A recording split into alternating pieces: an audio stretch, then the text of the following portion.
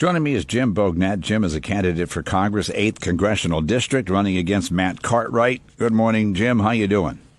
Good morning, Gunther. I'm doing great today. 1 week to the election, and we are rocking and rolling. Yepper. Bognet, B-O-G-N-E-T, Bognet for Congress, just F-O-R, Bognet for Congress.com. Yeah, so you released your taxes.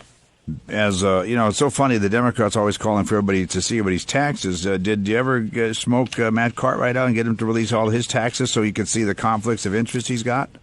Of course not. Of course not, Gunther. He's not one of us. He won't release his taxes. I released my taxes during our debate last Sunday night, 9 days ago. I made $40,000 last year, which, decent middle-class income. He made $10 million in the last 8 years he's been in Congress. He started out worth $5 million. Now he's worth $15 million. I said, I think it's fair that you tell our constituents how you made all this money while you're supposed to be serving in office. He refused to release his tax returns. He wouldn't even answer the question. But you know what the best part about the whole thing is? The media, one reporter asked him a follow-up question. When it's the President of the United States, it leads the news for 3 months about taxes. But when it's a Democrat, they won't press him. They won't make him release his tax returns. And, it's transparency. It's being honest with the voters. And I just think Matt Cartwright is afraid to be honest with the voters, because if he's honest with the voters, he'd have to tell them he's a liberal who votes with Nancy Pelosi 99% of the time. He's made $10 million while he's supposed to be serving us, and that's why he has 4 vacation homes and the private jet and the yacht and all that good stuff. But he certainly isn't serving us in Washington, D.C. He really has all that stuff. He does. It's on his financial disclosures. But that's different than the tax returns. It is. The financial disclosures, you just have to announce what you own, what you have as assets. Gotcha. Tax returns show how you made that money. Did he make that money through his wife suing trucking companies, which he's trying to make easier? Did he make that money through investments in Chinese or Russian stocks? The Democrats make a big deal about any kind of business relations over there. How did he make this money? Did he make this money on the up and up? The problem is we don't know, because he will not show us how he made $10 million over the last 8 years. Was that how many? You only had one debate with him, right?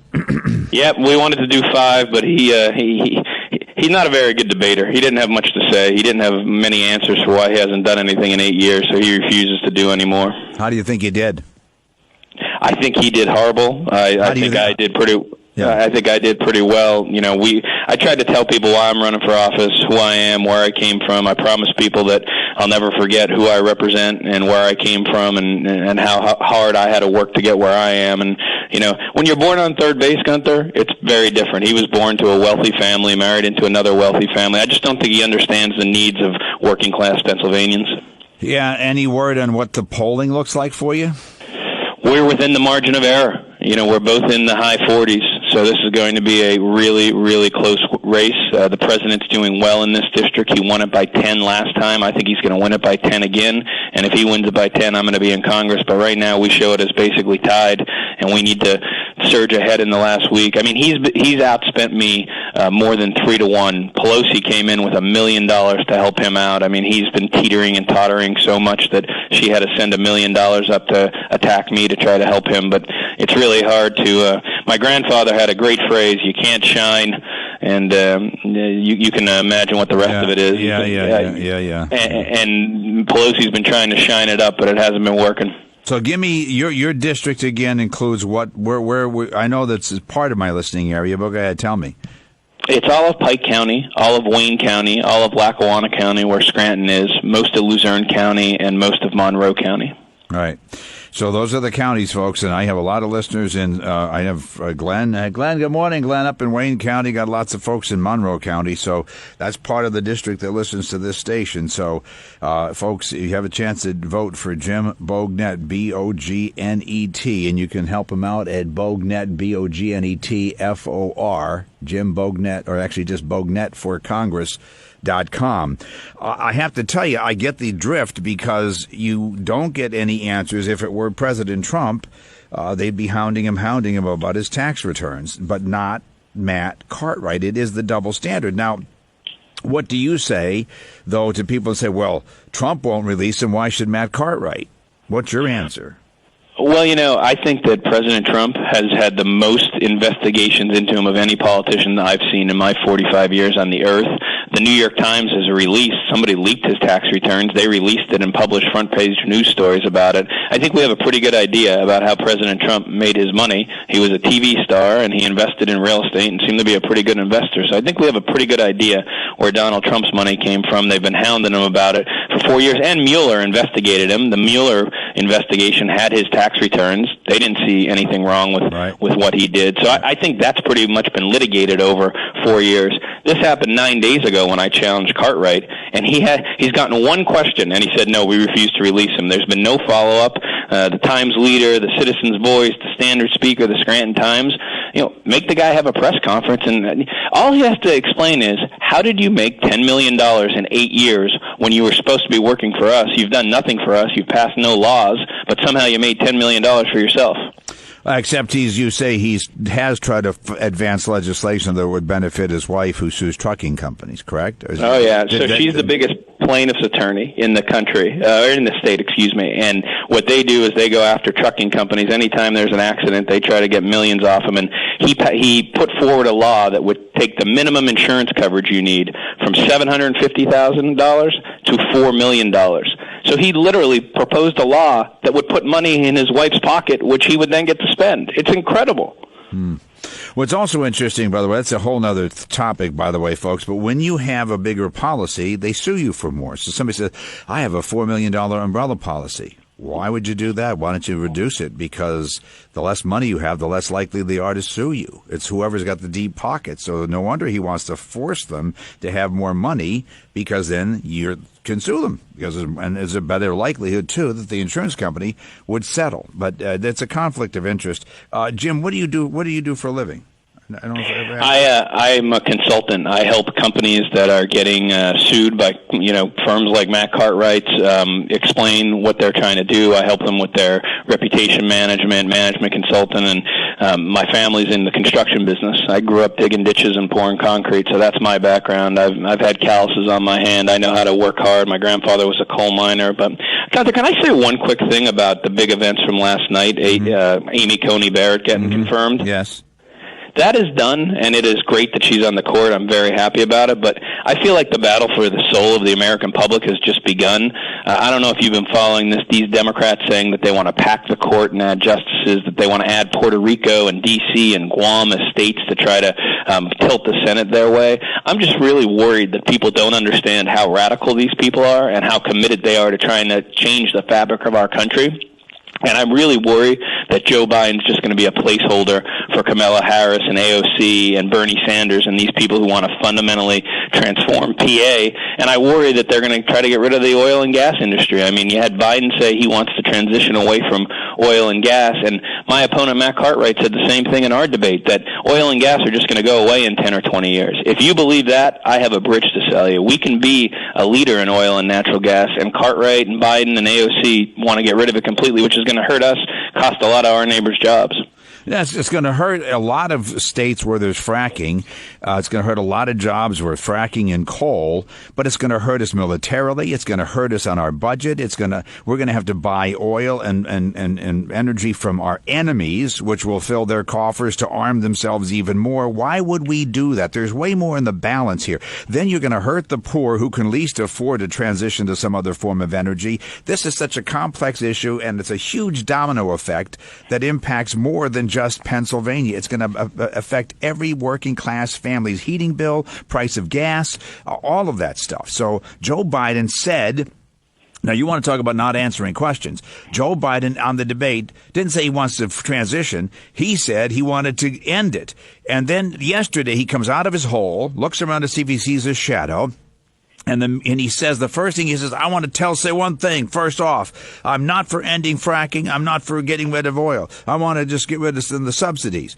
So The media did not one follow-up question, not one question about Hunter Biden, not one question is why does your wife always have to be in your lap when you're on TV or virtually doing a virtual presentation and she's whispering to you. If Donald Trump did that, there'd be a million questions. There were no questions, just like there was none for your opponent, Matt Cartwright. It's sickening. It really is sickening. And my listeners, Jim, know just how bad it was. I'm very anxious that the election is going to be stolen in Pennsylvania. Wolf is a wolf in wolf's clothing. Well, we filed a lawsuit, Bognet versus Bookvar, the Secretary of State, to try to make sure that only legally cast ballots are counted. And what I mean by that is your ballot has to be in by 8 p.m. on Tuesday election night, not this crazy thing where you could vote your ballot after the election, because that just invites fraud. So we're going to be up in front of the Court of Appeals. We might even get to the Supreme Court, Jim Bognet versus Bookvar, and try to get rid of that. So I'm worried about that. I'm also worried about what's happening to our country, Gunther. I mean, you saw these riots in Philly yesterday. Mm-hmm. They tried to run over a police officer. We have a woman, a female police officer that's in jail. I don't know when people are going to get the message that you cannot attack the police with cars, with knives, with guns. It's not going to end well for you. And yet we're going to burn down our cities because people don't seem to get that message.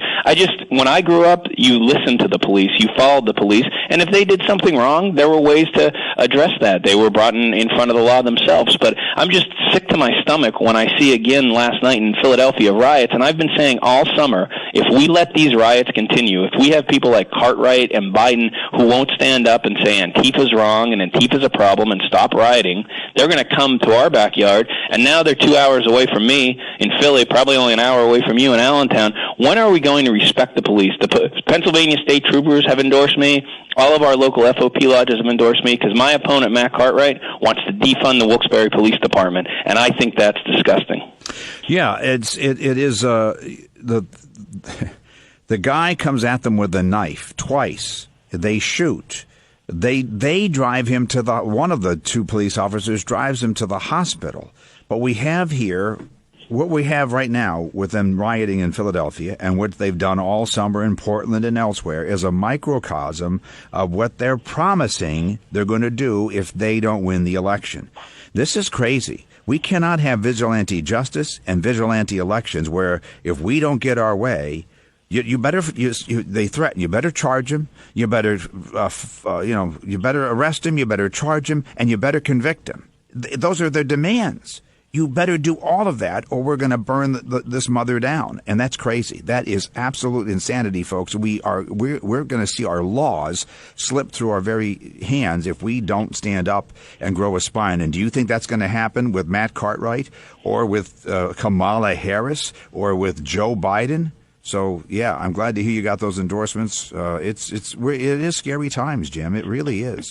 Gunther, we are in a battle for the soul of the American Republic, and these people on the other side, Pelosi and Cartwright and AOC and Harris, they are not with us.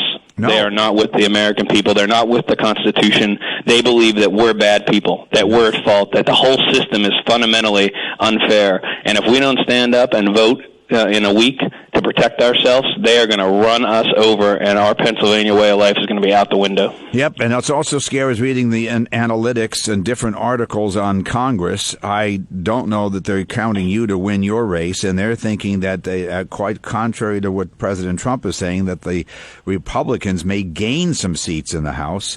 Democrats, it's a toss-up in the Senate. Again, this is all analytics and conjecture, but the best way to ensure that it doesn't happen is you got to get out and vote, folks, and you got to talk to somebody and say, like, can I take you to vote, and be prepared to stand in line, take the day off from work. You got to vote, or otherwise it's over. And these people, as Jim said, they're not for us. They think this is look, as Joe Biden said it best, hey, Jim, you're a chump. Yeah, well, I know I'm not a chump, and I know the voters aren't chumps. And I'll tell you, Gunther, don't believe the hype. They told us the Eagles couldn't beat the Patriots in the World Series, and Nick Foles ran the Philly special. In the Super Bowl. Yeah. In the Super Bowl. And Nick Foles ran the Philly special, and we won that. They told us President Trump wouldn't get elected in 2016, and we won that. If we get out and vote in a week, we will be very happy. Yep, we got to get out. Jim Bognet, Bognet, and it's Bognet for FOR Congress.com. Bognet for Congress.com. Great to have you. You can help them out there, folks. And if you're in the Monroe County, Pike County, Luzerne, Lackawanna, or tell your friends up there, vote for Jim Bognet for Congress. Jim, good luck to you. Thank you, sir. Hipper.